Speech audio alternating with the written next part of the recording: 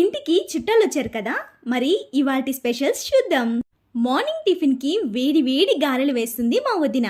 And మధ్యాహ్నం లంచ్కి మా అన్నయ్య బిర్యానీ చేస్తున్నాడు. అదేంటి చుట్టాల దగ్గర వండిస్తున్నారా అంటే దట్స్ అవర్ స్పెషల్. వదిన చూసారా, అన్నయ్యకి బిర్యానీ ఎలా చేయాలో గైడెన్స్ ఇస్తుంది. ఫైనల్గా వేడి వేడి బిర్యానీ రెడీ.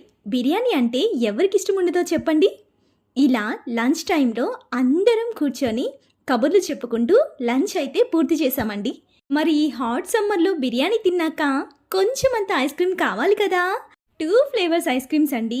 ఒకటి వెనిలా, ఒకటి బటర్ స్కాచ్. రెండు నా ఫేవరెట్సే. ఇంట్లో స్కూప్స్ ఉండవు కాబట్టి గంటే మన స్కూప్.